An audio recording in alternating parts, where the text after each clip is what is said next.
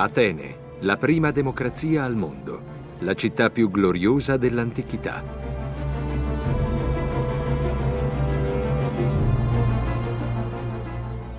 Una città ricca e potente, il fulcro di un esteso impero marittimo.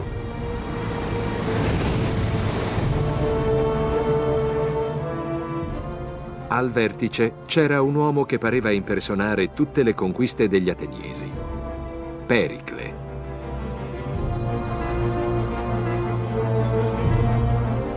Quest'uomo stava per mettere in gioco tutto ciò che gli ateniesi avevano realizzato sotto la sua guida. Aveva in mente una guerra che, nei suoi auspici, avrebbe reso Atene dominatrice incontrastata del Mediterraneo. Ma questo conflitto si sarebbe concluso in modo del tutto inaspettato rispetto alle sue previsioni. Un uomo comune di nome Socrate avrebbe posto le basi per una nuova rivoluzionaria conquista che costituisce l'eredità più grande tramandataci dai greci: la conquista della razionalità.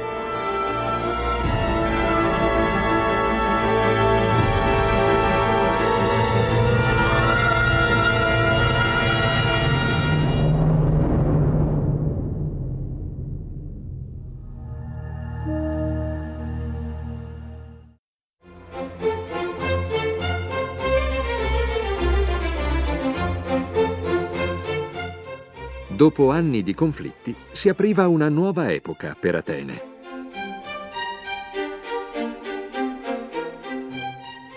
Sfolgorante di gloria, dotata della più grande flotta del Mediterraneo orientale, la piccola democrazia iniziò a espandersi.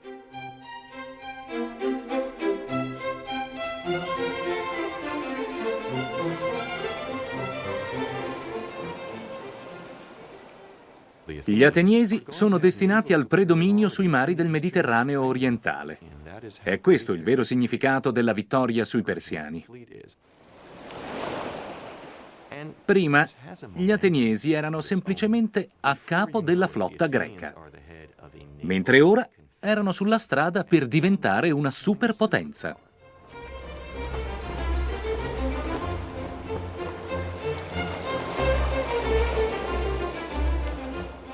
Gli ateniesi fondarono la Lega di Delo, un'alleanza di polis greche per tenere i persiani sotto controllo. Il tesoro della Lega era conservato nell'isola di Delo. Ancora oggi possiamo visitarne le rovine.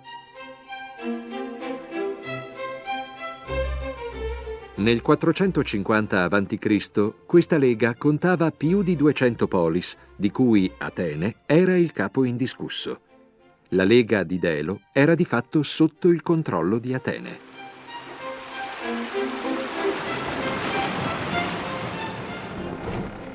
La supremazia navale le diede anche il potere economico.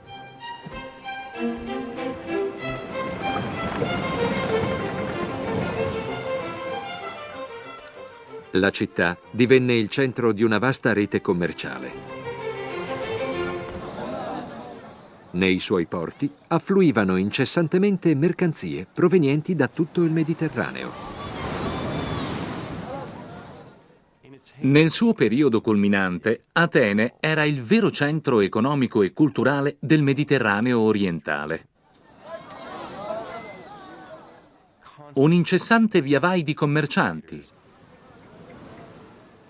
banchine sempre affollate, una babele di lingue.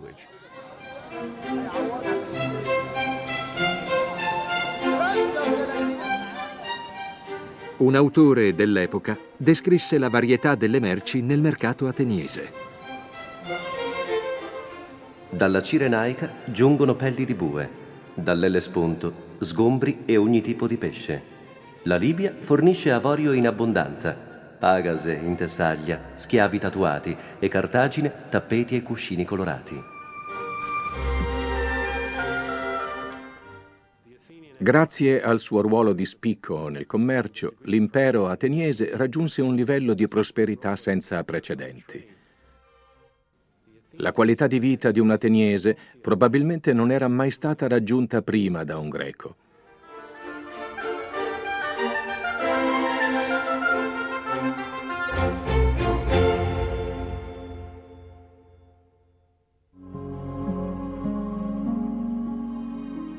L'ascesa di Atene fu folgorante.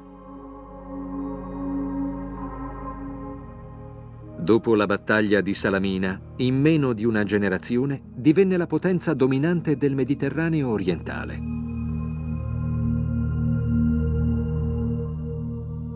Il successo di Atene era dovuto anche al suo particolare sistema di governo, la democrazia. Si votava su tutte le questioni relative alla città, adoperando ciottoli, foglie di ulivo o per alzata di mano.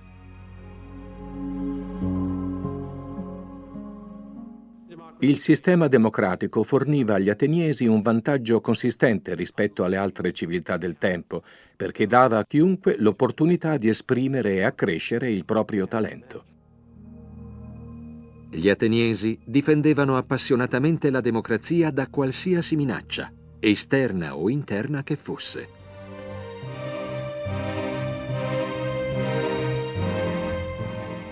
Una volta all'anno, ogni cittadino poteva incidere un nome su un coccio di terracotta, chiamato ostraca, che introduceva in un'urna nel corso dell'assemblea.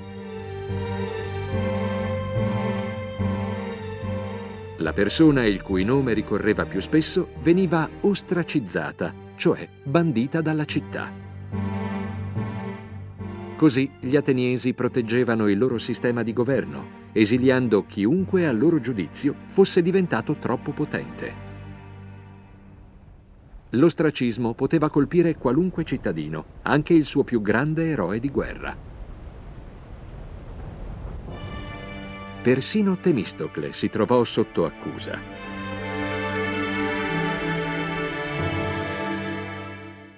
Allontanando il pericolo, non avevano più bisogno di lui, ma Temistocle non riusciva ad accettare di essere messo da parte. Offeso, reagì rinfacciando agli ateniesi il debito che avevano nei suoi confronti.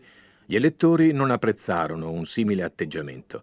Dai politici pretendevano suggerimenti e decisioni sul presente e sul futuro. Il popolo ateniese si ribellò all'esperto stratega. Una reazione prevedibile, crudele, anche se profondamente democratica. L'uomo che li aveva condotti alla vittoria fu condannato all'esilio.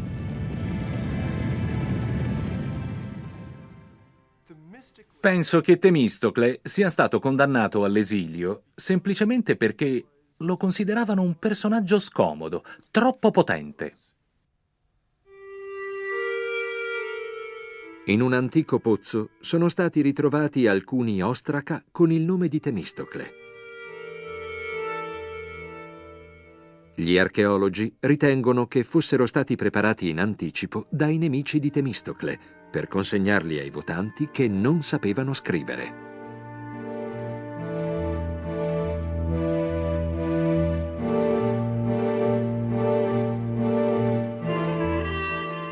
Temistocle non si riprese più da questa umiliazione. Passò il resto della vita vagabondando da uno stato all'altro per poi morire in Persia, il paese la cui sconfitta aveva costituito il suo maggior successo.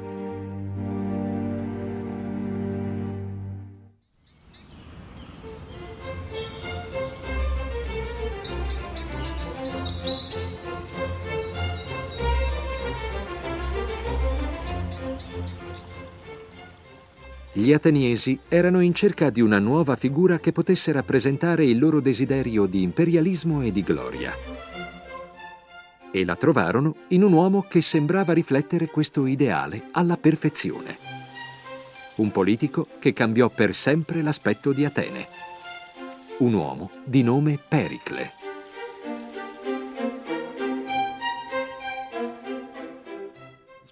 Probabilmente Pericle è stato il personaggio più importante nella storia della Grecia classica. Guidò Atene all'apice della sua potenza e della sua fioritura artistica. Si guardava a lui come alla persona che avrebbe condotto Atene al suo massimo splendore. Tuttavia, Pericle non era un democratico dichiarato come Temistocle, poiché proveniva da una delle famiglie ateniesi più in vista. Pericle era l'aristocratico per antonomasia. Suo padre era un famoso generale che aveva riportato numerose vittorie. Sua madre proveniva da una delle famiglie più influenti della città. Pericle nacque in un ambiente privilegiato rispetto a quello da cui proveniva Temistocle.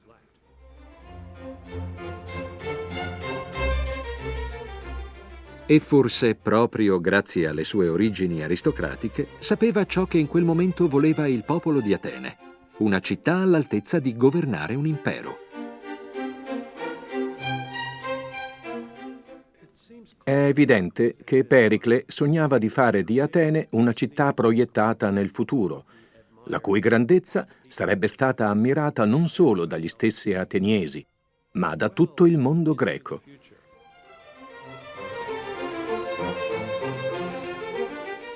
Pericle presentò un nuovo glorioso progetto all'assemblea. D'ora in poi ogni attività dovrà ispirarsi ed essere rivolta all'arte, impegnando tutti i cittadini. Spetta a noi essere gli artefici di una fama immortale.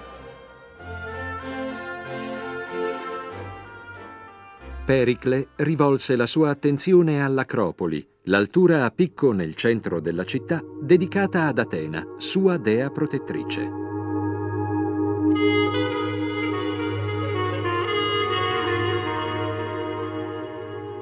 Vent'anni prima, i persiani avevano bruciato e raso al suolo i templi che si ergevano in questo luogo.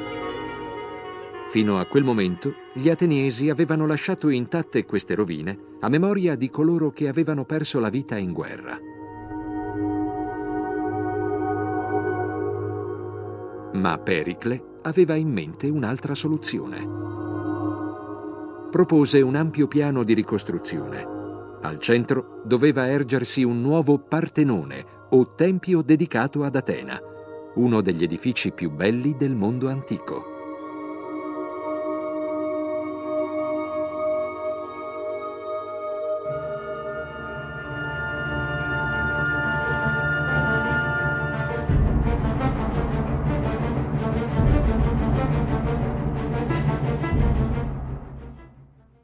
Il progetto edilizio non aveva precedenti sia in termini di magnificenza sia di costi. La ricchezza di decorazioni e le innovazioni architettoniche resero la realizzazione del Partenone terribilmente costosa. Il piano di Pericle prevedeva una spesa di più di 5.000 talenti solo nel primo anno. L'ammontare totale avrebbe superato il miliardo di euro di oggi. Erano necessarie 20.000 tonnellate di marmo.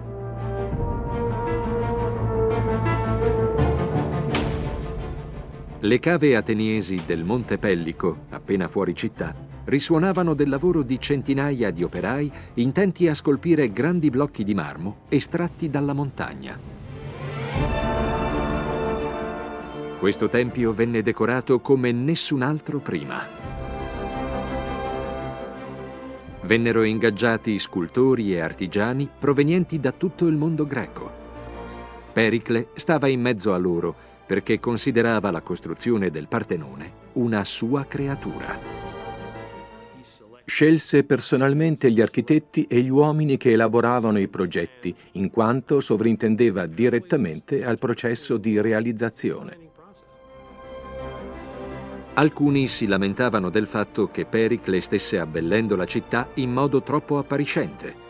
Quando però il tempio fu terminato, in soli 15 anni, le critiche cessarono.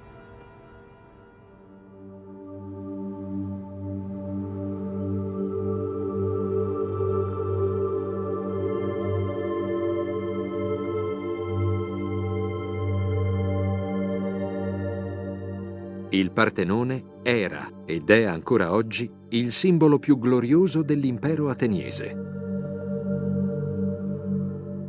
Qui risiedeva il cuore spirituale della città, l'emblema della sua prosperità, del suo potere e del suo genio artistico.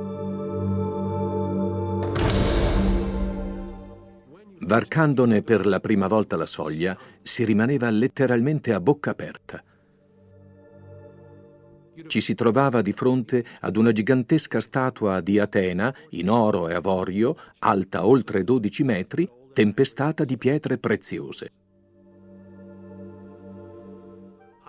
La vista di una statua così imponente e riccamente decorata doveva essere tale da togliere il respiro a qualunque visitatore.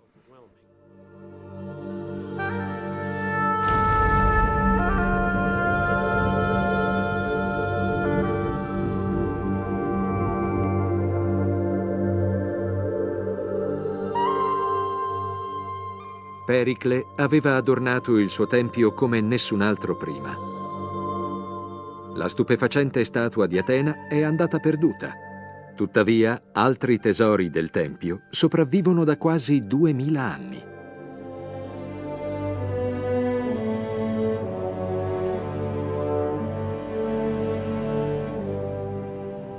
Il più famoso è il fregio del Partenone. In marmo, lungo 150 metri, si snodava lungo le pareti interne del peristinio.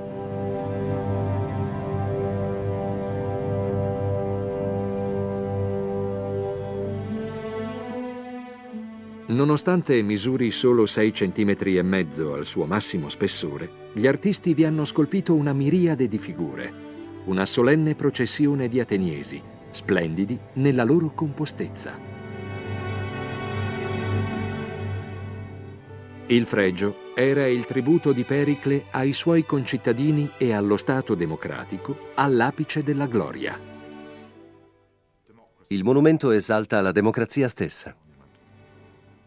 È infatti un gesto estremamente democratico onorare tutti i cittadini che hanno contribuito alla sconfitta dei persiani, primi veri nemici delle istituzioni ateniesi.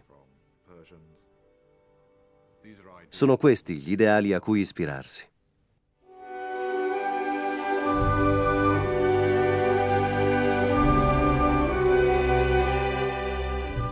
I monumenti che Pericle fece erigere per i suoi concittadini si trovano tuttora in cima all'Acropoli. Sono l'eredità più stupefacente di Atene nel periodo classico. 20.000 tonnellate di marmo dalle proporzioni armoniose, scolpito con accuratezza millimetrica.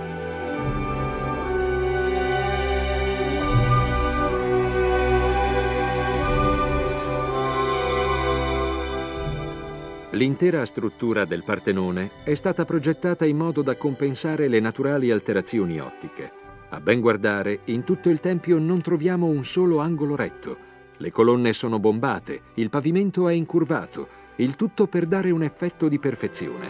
È un testamento stupefacente delle conquiste della democrazia ateniese.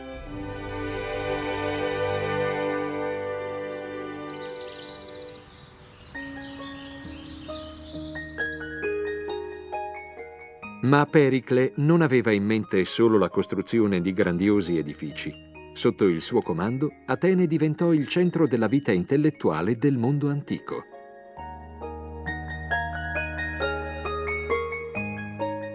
Per tradizione, ad Atene il momento più atteso per la classe dominante era sempre stato il simposio, ovvero un convito dove gli ospiti si riunivano per mangiare, bere e conversare. In quegli anni, Pericle poté contare su una generazione di individui davvero straordinari. Personalità destinate a influenzare, con il loro contributo, la civiltà occidentale.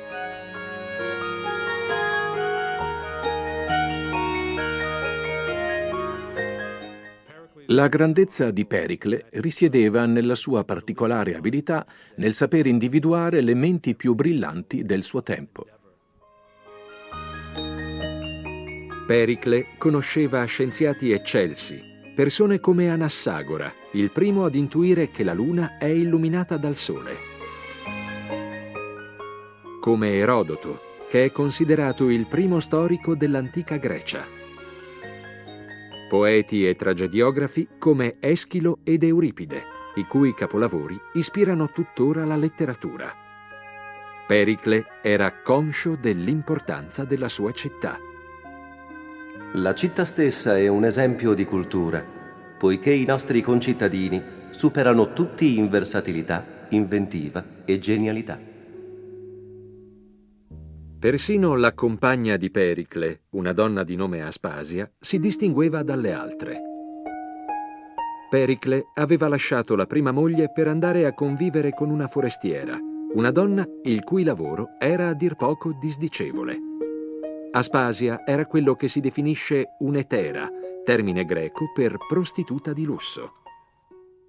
Penso sia corretto definirla una cortigiana, ma in realtà era una donna dotata di fascino, stile e intelligenza.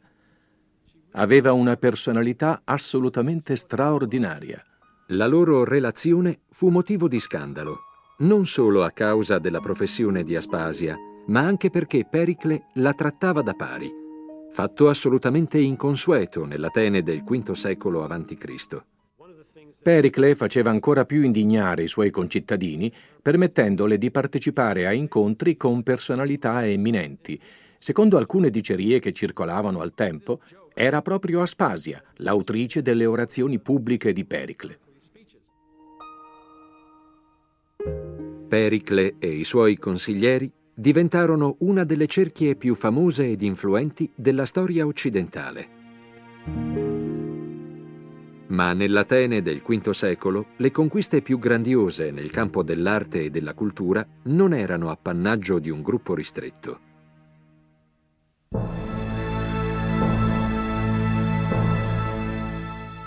Qui, all'ombra dell'Acropoli, si trova il primo teatro del mondo.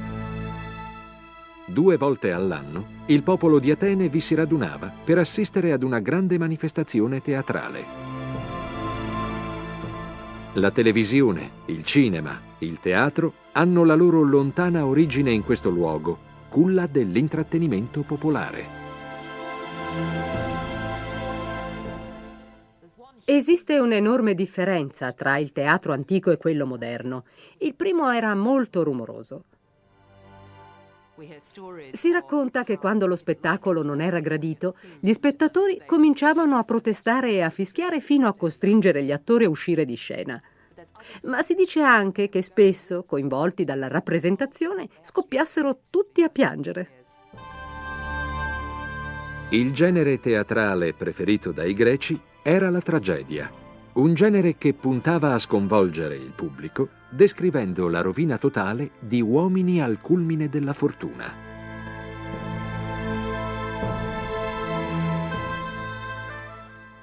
La tragedia greca mette a nudo l'impotenza e la fragilità degli esseri umani, che per quanto dotati di ingegno sono incapaci di cambiare il loro destino. Il teatro greco non ha mai smesso di esercitare il suo fascino. Questo dipinto del XIX secolo illustra la storia del mitico re Agamennone, assassinato proprio da sua moglie. Un'altra tragedia racconta il mito di Edipo Re, che si strappò gli occhi dopo aver scoperto di aver sposato sua madre. Gli ateniesi, nati in una splendida città del mondo antico, parevano provare piacere alla vista della fragilità umana. Ritengo che la tragedia greca non rifletta le vicende dei greci nella vita quotidiana. Non si tratta di un documento storico della vita di Atene. Tuttavia, la tragedia greca ci introduce direttamente ai sogni, alle paure, all'immaginario. È uno spaccato di realtà più efficace di qualsiasi documento storico.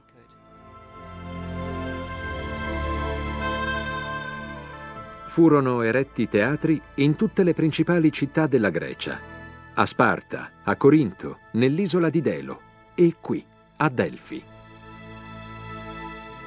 Atene era la culla di una rivoluzione culturale che si diffuse per tutto il Mediterraneo e che fece parlare di sé il mondo intero.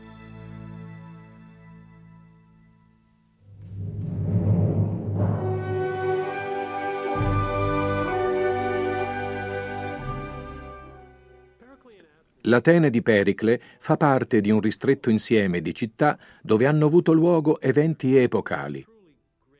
Una città in cui la cultura, nel senso più ampio del termine, è arrivata a toccare il suo apice. Ma dopo 20 anni dedicati a fare di Atene la capitale culturale dell'Occidente, Pericle e i suoi concittadini si resero conto che il teatro e la tragedia contenevano in sé il presagio di un amaro destino. Infatti è possibile pensare a Pericle come a un uomo segnato da un destino tragico. Un uomo le cui straordinarie qualità, le stesse che gli avevano procurato ammirazione e gloria tra le genti del suo tempo, si trasformano nei semi della sua rovina. E nella rovina dell'Atene da lui amata più di ogni altra cosa. Negli anni che seguirono, Pericle coinvolse la sua città nella più crudele guerra della storia della Grecia classica. Atene fu devastata dagli assedi e dalla peste, e Pericle stesso cadde vittima del destino, alla stregua di un eroe tragico.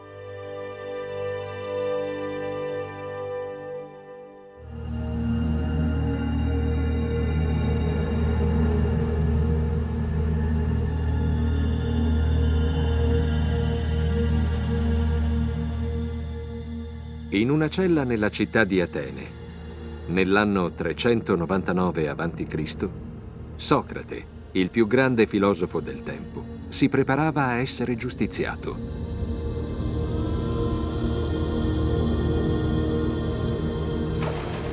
Attorno a lui, una città devastata dalla guerra.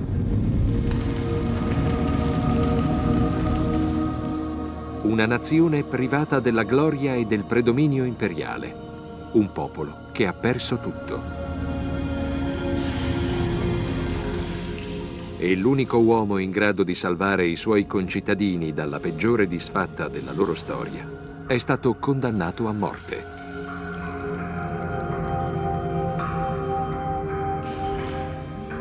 Che cosa ha spinto gli ateniesi a mandare a morte uno dei loro uomini migliori? Come sono arrivati a perdere tutto? Per capirlo, occorre risalire a 30 anni prima.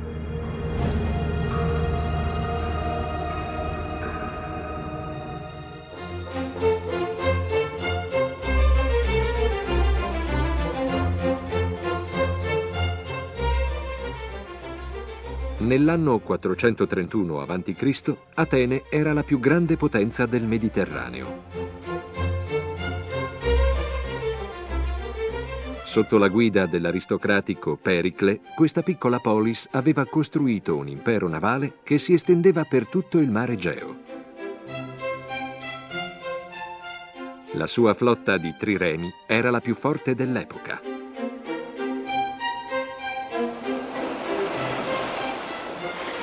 Atene si trovava al centro di una vasta rete commerciale.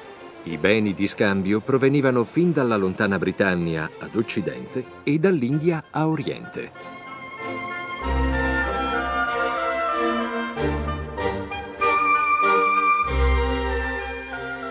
In tutti questi anni, Pericle si era personalmente dedicato a rendere splendida la sua città.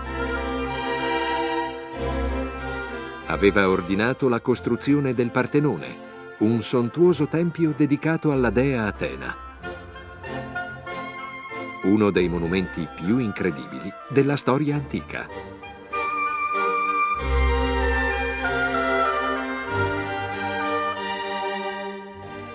Ma nonostante la sua autorità, Pericle non governava la città.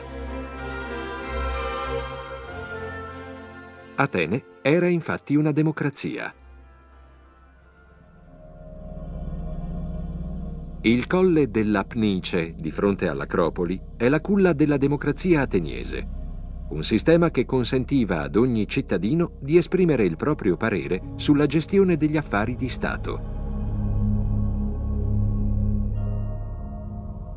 È proprio qui che Pericle prese la parola davanti ai concittadini per conquistare il diritto al comando.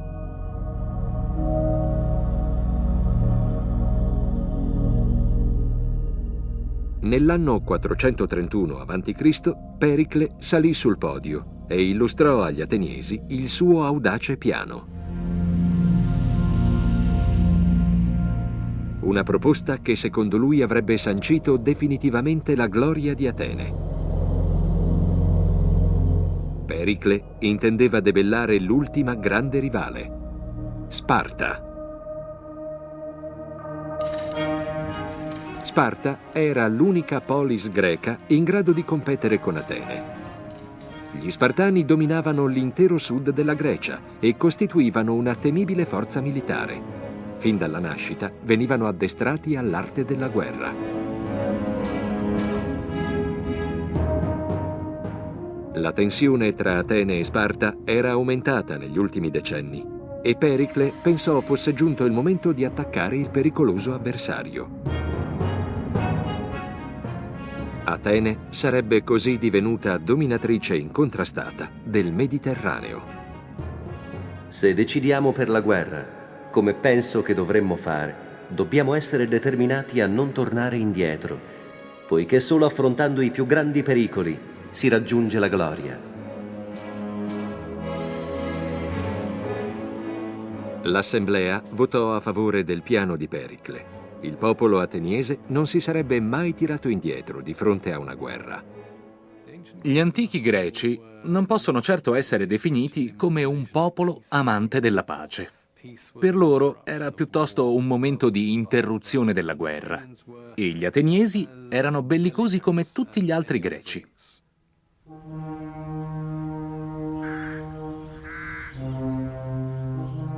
Ma Pericle sapeva bene che la sfida con Sparta sarebbe stata molto ardua. La fanteria spartana era di gran lunga superiore alle forze ateniesi. L'arma vincente di Atene era la sua flotta.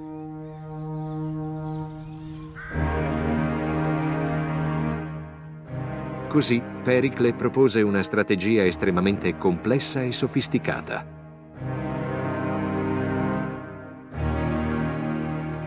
Convinse gli ateniesi ad abbandonare le terre intorno ad Atene e a ritirarsi entro la lunga cinta di mura che si estendeva dalla città al porto di Pireo.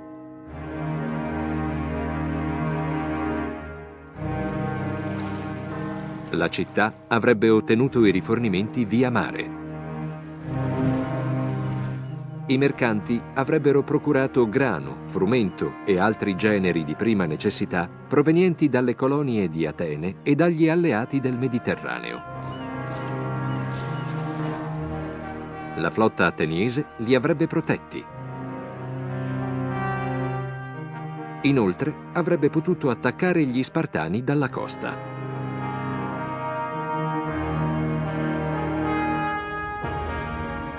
Era una strategia pianificata accuratamente.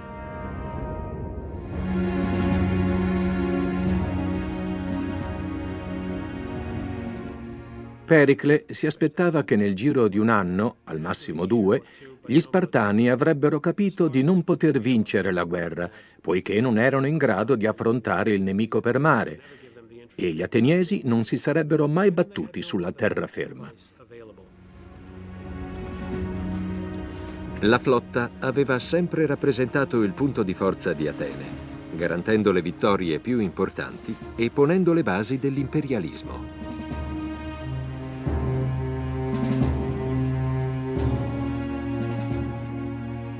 Pericle era certo che la flotta avrebbe condotto Atene al culmine della gloria.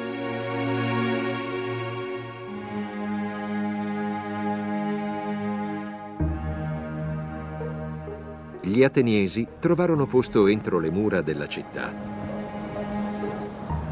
Erano certi che il piano di Pericle avrebbe portato ad una vittoria sicura.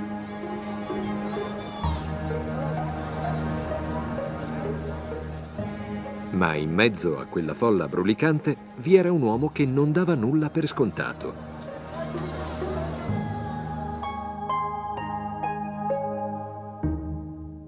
Un uomo unico nel suo genere. Il suo nome era Socrate.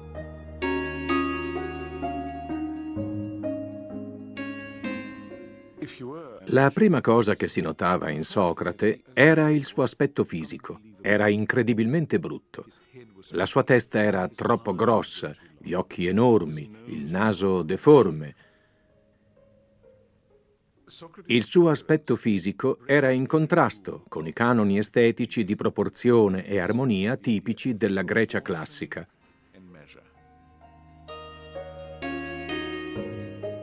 Socrate passeggiava per Atene a piedi nudi, avvolto in sudice vesti.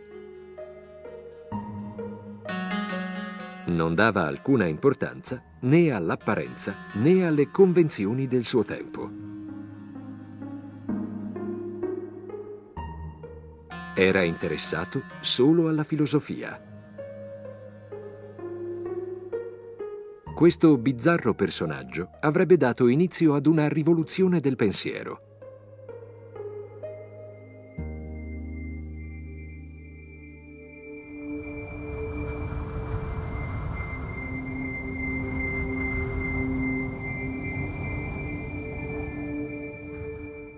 Per secoli gli uomini avevano creduto che dietro ai fenomeni naturali, il sole, le stelle e la luna, si celassero spiriti e divinità. Le antiche civiltà, come quella babilonese, redigevano lunghi elenchi di dati astronomici da tramandare ai posteri come messaggi dei loro dei.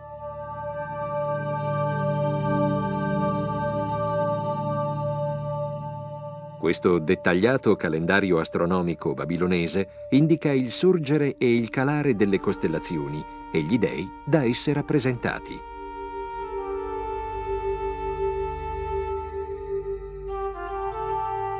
Questa scienza si era diffusa gradualmente nell'antichità, fino ad arrivare alle colonie greche lungo la costa dell'attuale Turchia. Qui si verificò un cambiamento radicale. I greci, infatti, si impadronirono della conoscenza astronomica e la trasformarono. Sostituirono gli dei con la ragione. I greci iniziarono a guardare il mondo sotto una luce diversa, soprattutto più razionale. Capirono, infatti, che la mente umana poteva veramente comprendere e dominare la realtà circostante.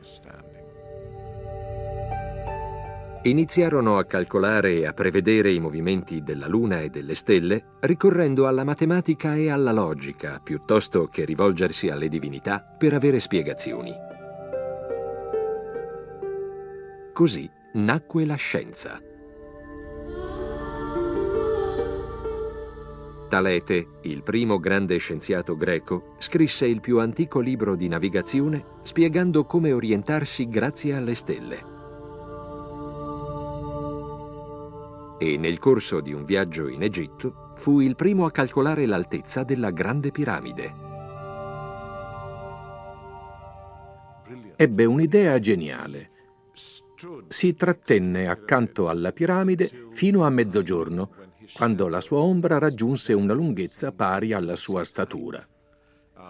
Nello stesso momento misurò l'ombra della piramide e ne dedusse che doveva evidentemente corrispondere all'altezza del monumento stesso. Questi scienziati greci tentavano di misurare la circonferenza del mondo quando la maggior parte dei popoli pensava ancora che fosse piatto. Ideavano macchine a vapore, pompe idrauliche e ponti sospesi.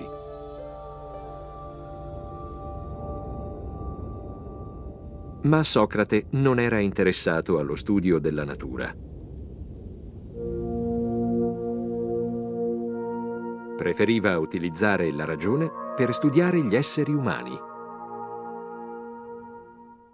La svolta si ha con Socrate, che per così dire volta le spalle al mondo della natura. Ciò che gli interessa è l'individuo. L'uomo con lui diventa oggetto di studio e attenzione. Socrate trascorreva le giornate passeggiando per le strade di Atene, conversando e discutendo con chiunque incontrasse. Si trovava perfettamente a suo agio tra le 150.000 persone che ormai vivevano entro le mura di Atene. Una delle caratteristiche più curiose di Socrate è quella di essere il più grande ammiratore della città. Addirittura la adora. La vita cittadina è per lui un'inesauribile fonte di studio. Socrate trascorreva le giornate interrogando i concittadini sulla visione che avevano della vita, che cosa ritenevano fosse giusto o sbagliato, cosa fosse bene e cosa male, e si divertiva a sovvertire le convenzioni.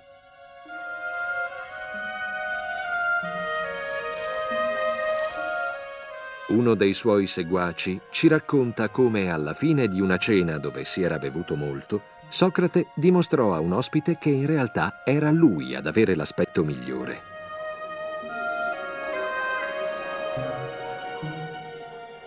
I miei occhi sono sicuramente più belli perché sono sporgenti, quindi riesco a vederci meglio.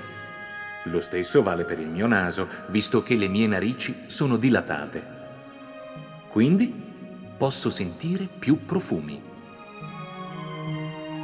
Questo era tipico di Socrate. Utilizzava la ragione per analizzare la realtà in modo totalmente rivoluzionario.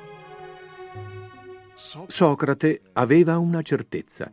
Credeva fermamente che ogni decisione dovesse essere presa secondo ciò che è bene o male, giusto o sbagliato. La libertà di pensiero era fondamentale per Socrate, anche quando significava ribaltare completamente il concetto di bellezza. Cercate di non lasciar passar giorno senza discutere sugli argomenti che vi propongo. Una vita trascorsa senza dialettica non vale la pena di essere vissuta.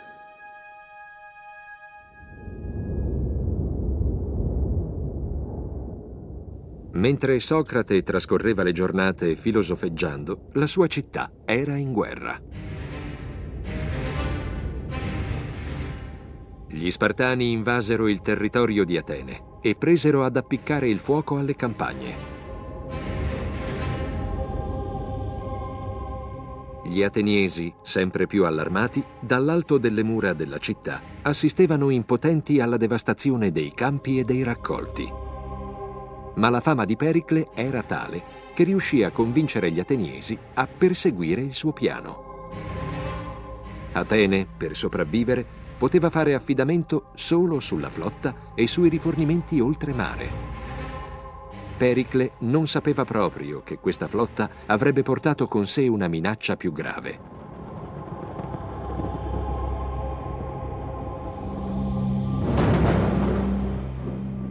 A un anno dall'inizio della guerra, le navi che rifornivano la città arrivarono con un carico in più: la peste. Una malattia destinata a devastare Atene. Il piano di Pericle non poteva prevedere le difficoltà che sarebbero derivate da una condizione di affollamento in caso di epidemia, e le conseguenze furono devastanti. Con la popolazione stipata entro le mura, l'epidemia si diffuse in un batter d'occhio. I sintomi erano spaventosi. Tucidide, storico ateniese che visse in quegli anni, ne descrisse gli effetti. Il corpo veniva assalito da improvvisi accessi di calore alla testa e da rossori e infiammazioni agli occhi. Poi il morbo si estendeva all'intestino, provocando ulcere devastanti e una diarrea incontrollabile. Le sofferenze dei malati parevano al di là dell'umana sopportazione. La città doveva avere un aspetto orribile ed emanare un fetore insopportabile. Convivere con il terrore di ammalarsi doveva essere una vera tortura. Gli appestati, divorati dalla febbre e sopraffatti da una sete inestinguibile, si trascinavano fino alle cisterne e alle condutture d'acqua per morirvi.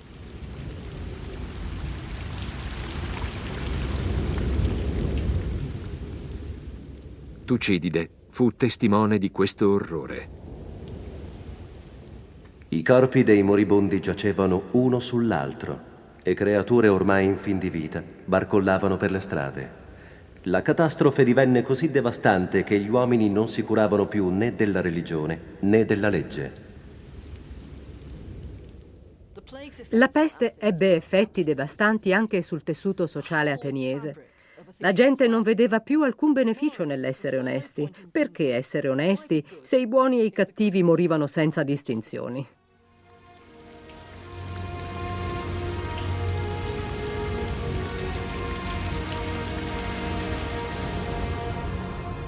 La peste uccise più di un terzo della popolazione di Atene e finì per colpire la persona più rappresentativa della città, Pericle.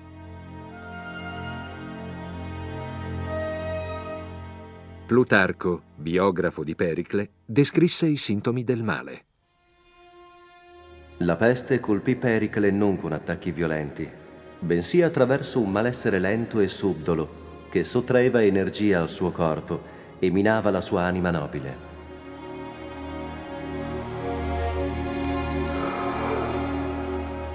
Ormai in fin di vita, il nobile eroe della città fu costretto ad affidarsi a pozioni magiche nel tentativo di guarire.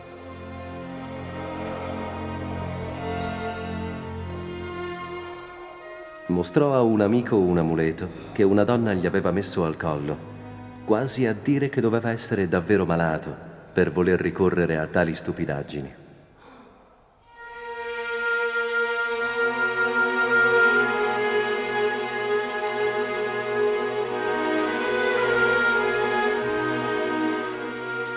Alla fine, dopo 6 mesi di sofferenze, Pericle morì. Era l'anno 429 a.C.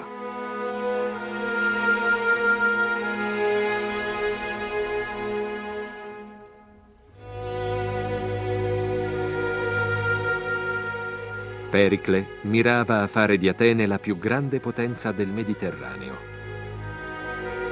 Ma la sua strategia, così accuratamente calcolata, aveva portato solo malattie e morte. Pericle, come spesso accade agli uomini che hanno collezionato solo successi nel corso della loro vita, non aveva considerato che alcuni eventi possono sfuggire al controllo di menti eccelse come la sua.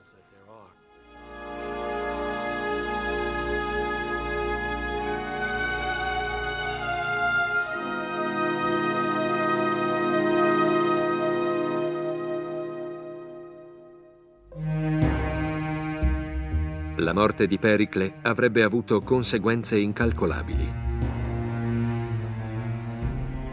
Divenne presto evidente che quest'uomo era stato una pietra miliare per la polis ateniese. Plutarco raccontò come i cambiamenti furono improvvisi e radicali. Coloro che, mentre Pericle era in vita, si indignavano per il suo strapotere, dopo la sua morte, a causa del dilagare di crimini, corruzione e vizio, si resero conto che era stato il principale difensore della sicurezza pubblica.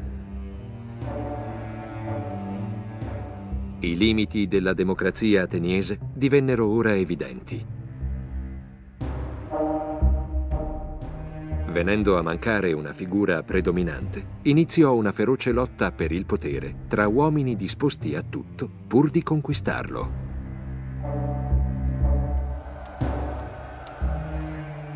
I successori di Pericle che aspiravano al comando aderivano a qualsiasi richiesta del popolo pur di ottenerne il voto.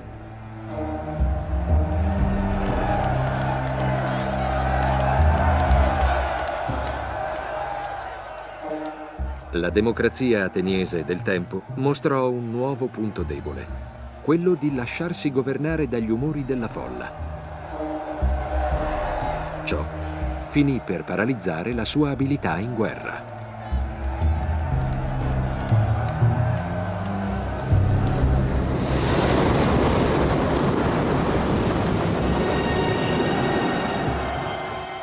Dopo aver vinto una battaglia contro gli Spartani in mari ostili, i generali ateniesi fecero ritorno aspettandosi un'accoglienza trionfale.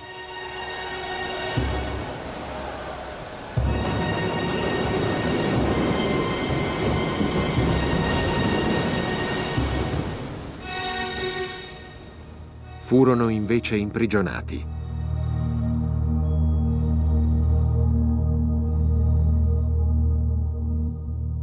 La tempesta aveva costretto i comandanti a salpare in tutta fretta in direzione di Atene, senza fermarsi a salvare i soldati caduti in mare.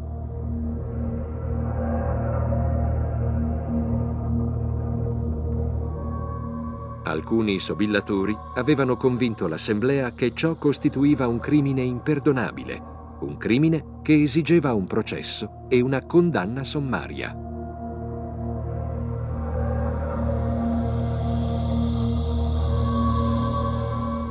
Una sola persona osò opporsi alla folla: Socrate. Socrate, da solo, opponendosi all'insensata e furiosa reazione del pubblico, ebbe la coerenza e il coraggio di affermare che tale decisione era sbagliata e che per tale motivo avrebbe votato contro la mozione. Il filosofo aveva attuato uno dei suoi principi, quello di mettere in discussione la società del suo tempo.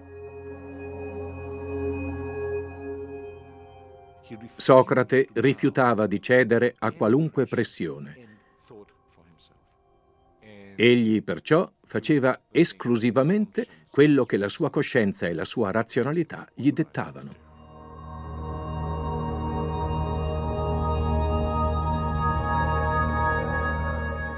Ma a conti fatti era una voce isolata nella folla e non poteva influenzare l'assemblea.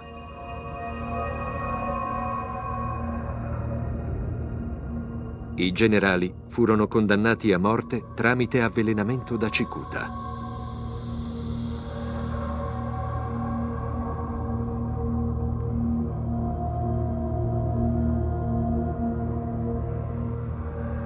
Fu una perdita terribile per l'apparato bellico ateniese.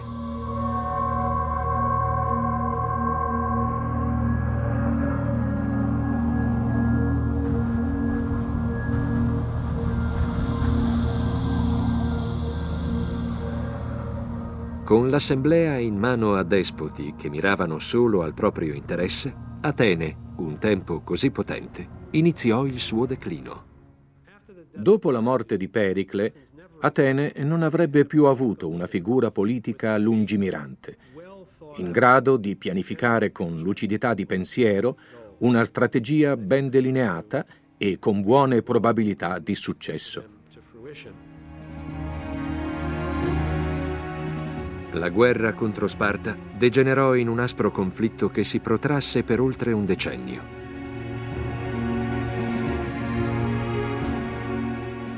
Mentre gli Spartani devastavano i territori circostanti Atene, la flotta ateniese continuava a rifornire la città.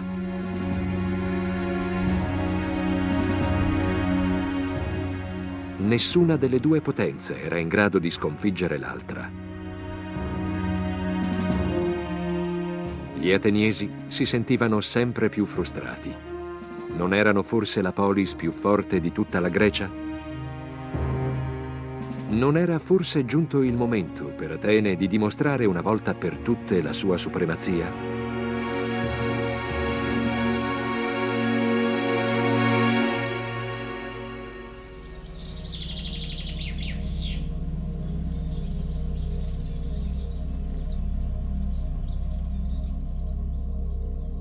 Nell'anno 416 a.C., di fronte all'assemblea, venne avanzata una proposta audace che avrebbe saziato il desiderio di gloria degli ateniesi, pur senza sconfiggere definitivamente i nemici spartani.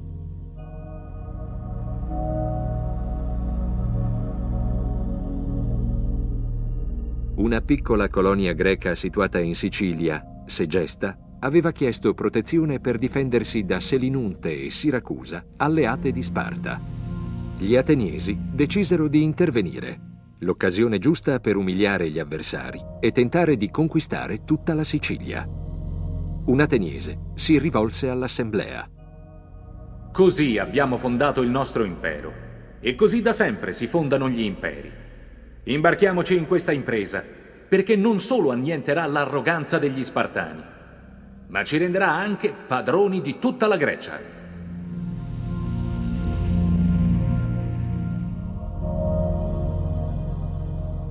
Era un piano ardito progettato su vasta scala. Per attuarlo bisognava disporre di una flotta imponente e di oltre 10.000 soldati. Gli ateniesi si gettarono a capofitto nei preparativi. Gli armaioli forgiavano nuove armi. I soldati approntavano i loro equipaggiamenti. I magazzini venivano svuotati per stivare le triremi. E i maestri d'ascia preparavano le imbarcazioni per affrontare il mare. E così, con un grande rullo di tamburi, il potente esercito mosse alla volta della Sicilia.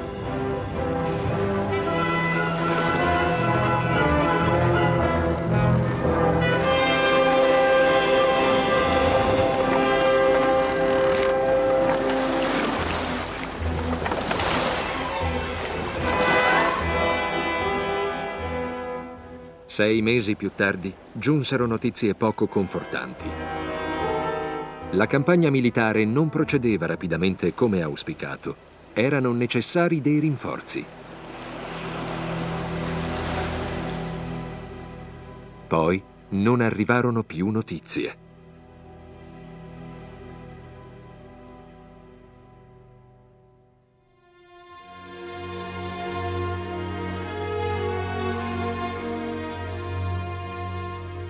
Fino a che, nell'autunno del 413 a.C., giunse in città un marinaio. Un uomo che prima di tutto necessitava di un deciso taglio di capelli e che proprio al barbiere narrò la terribile storia di un'orrenda strage.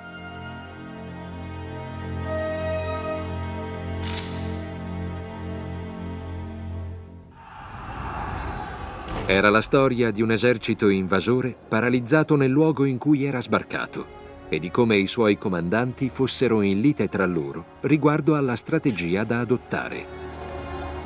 Le scorte di acqua e cibo si esaurirono presto e l'esercito tentò di guardare il fiume Assinaro nel disperato tentativo di mettersi in salvo.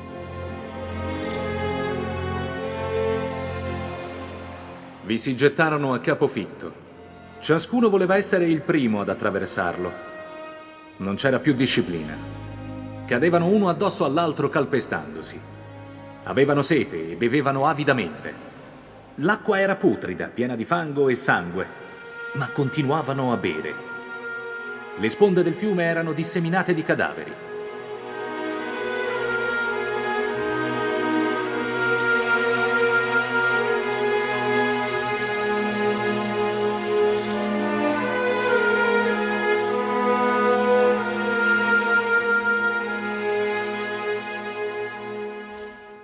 Fu così che gli ateniesi vennero a sapere di aver subito una delle più pesanti disfatte dell'antichità. Oltre 50.000 soldati erano stati uccisi o fatti prigionieri. 2 flotte di triremi, orgoglio di Atene, erano andate distrutte. La campagna militare in Sicilia si rivelò un vero disastro. Prima di tutto perché la Sicilia era molto lontana, circa 1.000 chilometri. In secondo luogo perché appena sbarcati i generali cominciarono a litigare sulla strategia da adottare. Ma forse la vera ragione dell'insuccesso fu un'altra. Alla base della spedizione non c'era una motivazione tattica né strategica, bensì puramente personale. Gli ateniesi, abbagliati dalla prospettiva di una gloria imperiale, si erano imbarcati in un'impresa futile e insensata. Ritenevano, a torto, di poter agire velocemente aggredendo le campagne e, con una rapida vittoria, assoggettare uno stato opulento. Tucidide descrive la disastrosa spedizione. Questa è l'impresa più tristemente famosa della storia greca, poiché i greci subirono una sconfitta totale su tutti i fronti. L'esercito, la flotta, tutto quanto fu annientato.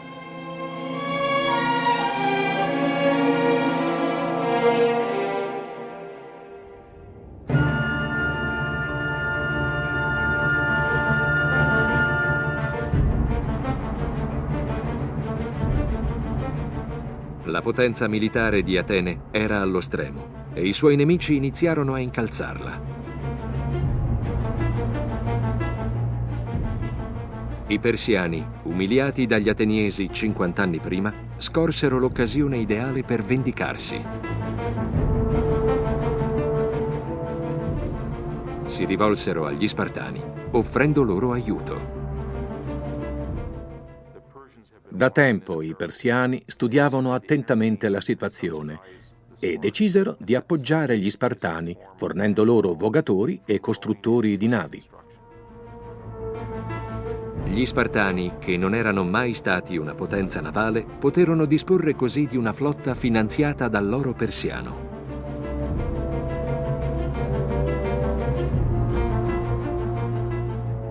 E con la flotta ateniese decimata dalla disfatta subita in Sicilia, erano ora in grado di bloccare i porti ateniesi. Fu così che i grandi convogli che trasportavano il grano dall'Egitto e dalle colonie vennero fermati. Gli ateniesi iniziarono a morire di fame per le strade.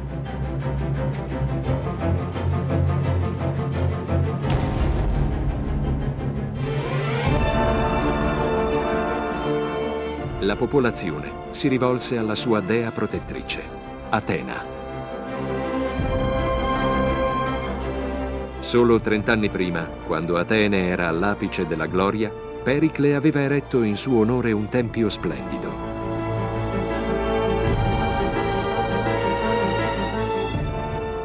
Ora, nel momento del bisogno, la dea non poteva essere d'aiuto. Atene, un tempo così certa del suo predominio sul mondo greco, era ora devastata dalla peste e dalla guerra. Assediata e ridotta alla fame. I suoi forzieri erano vuoti e la sua flotta, un tempo invincibile, decimata. Nel 404 a.C., Atene si arrese al condottiero spartano Lisandro.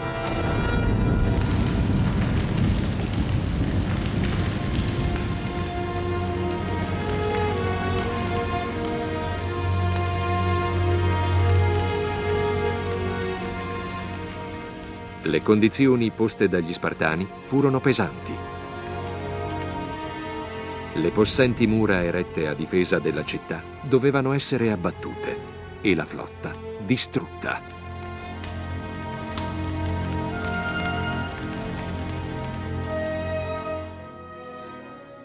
Lisandro approdò al Pireo e ordinò di smantellare la flotta ateniese. Fu il simbolo del crollo definitivo dell'impero di Atene.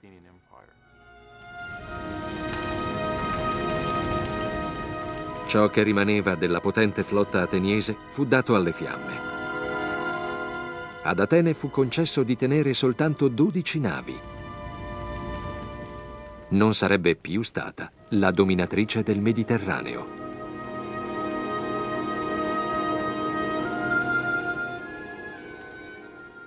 Gli ateniesi erano assolutamente convinti di poter realizzare più di quanto in realtà non fossero in grado di fare. Ritengo che sostanzialmente sia stato proprio questo il motivo che ha portato la democrazia ateniese alla rovina. Erano in grado di realizzare grandi imprese, ma non erano infallibili. Era necessario un ulteriore atto di presunzione e di violenza prima che gli ateniesi rinsavissero e la città iniziasse la sua rinascita.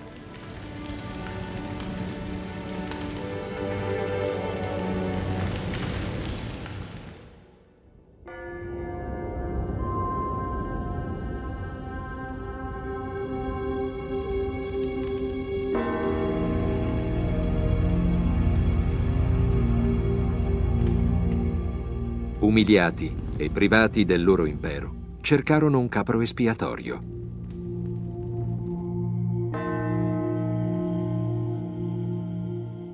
Lo trovarono all'interno della loro stessa città, un uomo che aveva osato mettere in discussione i loro sogni di gloria. Si trattava di Socrate. Socrate era un anticonformista. Infatti aveva un atteggiamento critico non soltanto nei confronti della mentalità dominante tra i suoi concittadini, ma anche verso la gestione della cosa pubblica di Atene.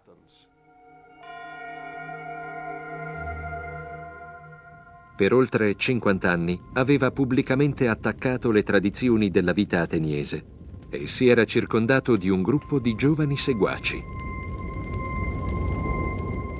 Aveva forse indebolito il carattere morale della città, minato la sua sete di vittoria? Dietro ordine dell'assemblea, Socrate fu arrestato con l'accusa di confutare la religione di Stato e di corrompere i giovani.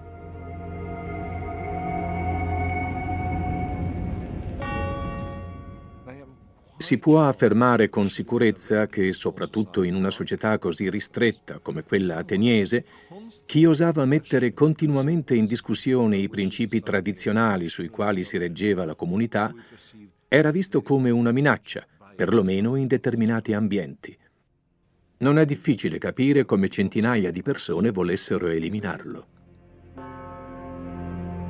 Gli ateniesi punirono l'unica persona che aveva avuto il coraggio di mettere in discussione il loro stile di vita.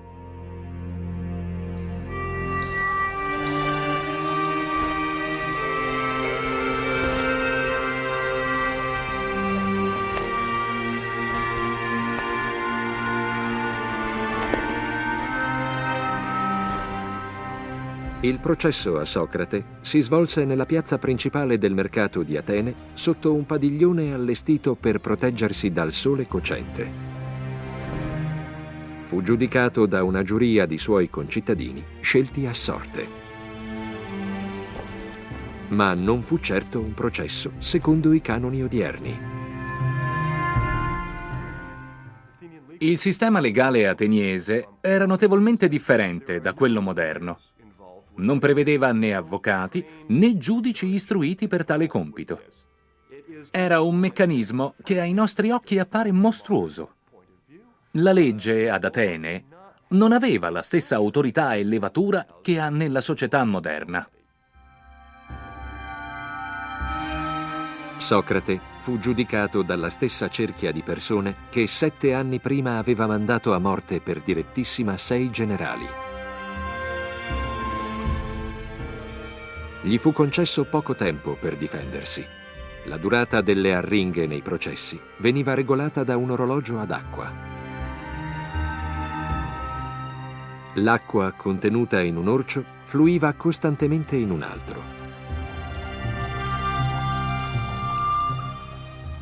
Ma Socrate non mostrò alcun timore di fronte ai suoi accusatori. Era incredibilmente ostinato. Spiegò come, lungi dal corrompere la città, il suo continuo porre interrogativi non avesse fatto altro che migliorarla. Per parlare in tutta franchezza, sono stato destinato a questa città come un possente cavallo che tende alla pigrizia e che deve essere costantemente ed energicamente pungolato. E non cesserò di andare qui, là, ovunque, stimolando e provocando ognuno di voi. Non era certo un atteggiamento che potesse accattivarsi molte simpatie. Socrate pose se stesso e la sua vita contro l'intero Stato ateniese. Agiva nel modo che gli sembrava più giusto. Era convinto che la sua scelta, quella dell'indipendenza del pensiero, fosse la migliore possibile. Nella sua arringa affermò: «Una vita su cui non si riflette non è degna di essere vissuta da un essere umano».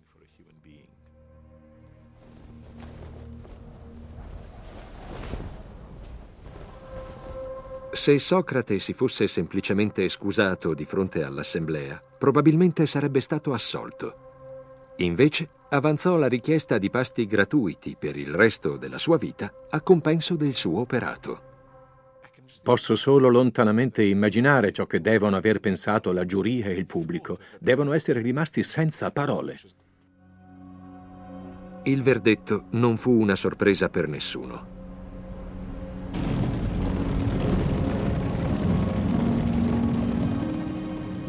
L'assemblea giudicò Socrate colpevole e lo condannò a morte. ma Socrate reagì con calma e serenità.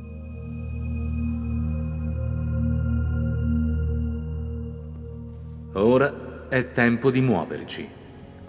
Io incontro alla morte e voi incontro alla vita. Ma solo il cielo può sapere chi di noi avrà il destino più felice.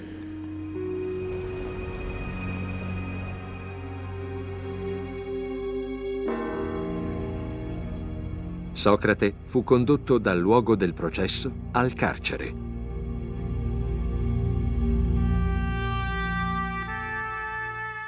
Gli archeologi hanno individuato il luogo delle prigioni. Ancora oggi possiamo trovare le tracce di quella che probabilmente fu la cella di Socrate. È giunta fino a noi anche la descrizione dei suoi ultimi giorni, grazie alle testimonianze degli amici che lo visitarono nella sua cella. Si tratta di scritti molto noti. Infatti, la sua morte trasformò Atene.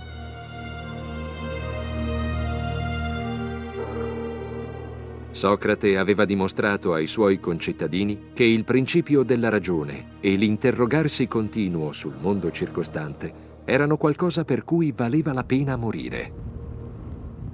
Socrate morì secondo il sistema usato ad Atene, per avvelenamento da cicuta.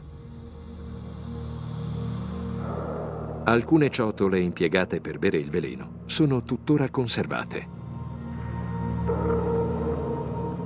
La morte per cicuta è particolarmente atroce, poiché causa una paralisi graduale del sistema nervoso centrale. Ma all'approssimarsi dell'ora fatidica, Socrate si rivolse agli amici, affrontando l'argomento come se non avesse alcuna importanza. È giunta la mia ora. In altre parole, è giunto il momento di fare un bagno. Preferisco lavarmi prima di bere il veleno, piuttosto che dare alle donne il fastidio di lavarmi quando sarò morto. Ma nel momento in cui gli venne versata la cicuta, i suoi amici non riuscirono più a trattenersi, come raccontò Fedone. Mio malgrado, le lacrime cominciarono a sgorgare copiosamente, tanto che mi coprii il volto e piansi disperatamente. Nessuno in quella cella resistette, all'infuori del solo Socrate, che disse: «Amici miei, ma che maniera è di comportarsi? Mi è stato detto che si deve attendere la morte in un silenzio reverente. Calmatevi e fatevi coraggio».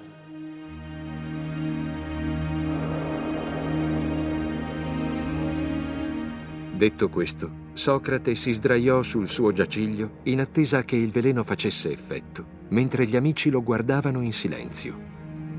Guardavano un uomo che moriva non per la gloria, né per la fama, ma solamente in nome dei suoi principi, perché era giusto mettersi sempre in discussione. Fu un momento che i suoi discepoli non avrebbero mai dimenticato. Socrate, con la sua vita e la sua morte, trasforma il concetto greco di eroe. D'ora in avanti il nuovo eroe sarà un uomo di profondi convincimenti che segue solo gli imperativi della sua coscienza. Possiamo dire che Socrate ha avuto la capacità di indicarci come deve essere un uomo giusto.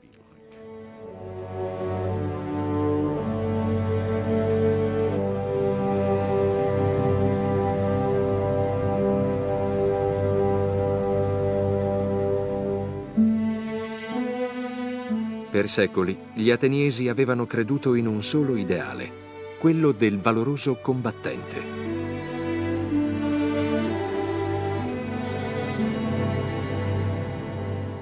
E questo li aveva portati a sconfiggere nemici potenti e a costruire un grande impero. Ma ora, nel momento buio della sconfitta, avevano scoperto una nuova figura da idealizzare. Tra le rovine delle prigioni ateniesi sono state rinvenute effigi di Socrate, forse in onore del filosofo condannato a morte. L'eredità morale che ci ha lasciato Socrate è l'esigenza di essere non solo critici, ma anche autocritici.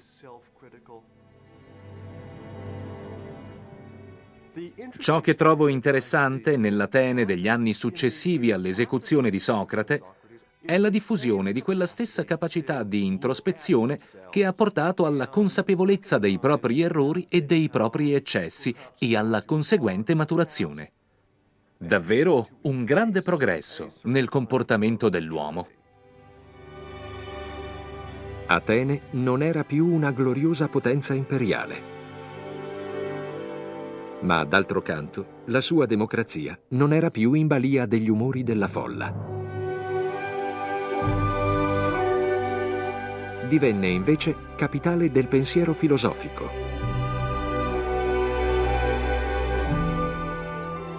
Un'oasi di studio e di discussione dove i seguaci di Socrate e i loro allievi iniziarono lentamente a costruire un mondo fondato sulla ragione.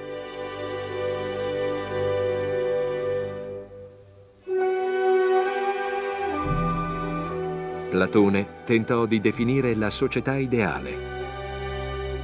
Aristotele si dedicò allo studio della natura, dando origine alla biologia e alla zoologia. E lentamente le idee e le opere di questi pensatori greci iniziarono a diffondersi per tutto il mondo conosciuto.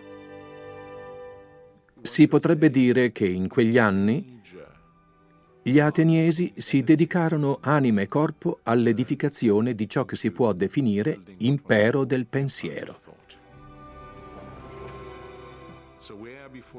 Atene, un tempo importante centro di scambi commerciali, era ora diventata la capitale della cultura e della razionalità applicate a tutti gli aspetti della vita umana.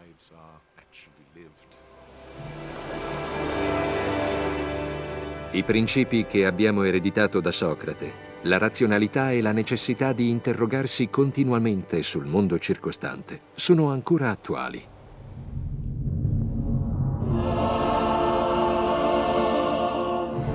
In meno di 2 secoli, i greci avevano trasformato il loro mondo. Fra queste rovine, personaggi straordinari hanno edificato un potente impero. Hanno inventato le istituzioni democratiche, la scienza e la filosofia. Ci hanno dato la letteratura e il teatro, arte e monumenti che ancora oggi ci tolgono il respiro. Ma soprattutto, i greci ci hanno insegnato l'arte di ragionare e di pensare. A distanza di 2500 anni, le loro incredibili conquiste continuano a influenzare il mondo in cui viviamo.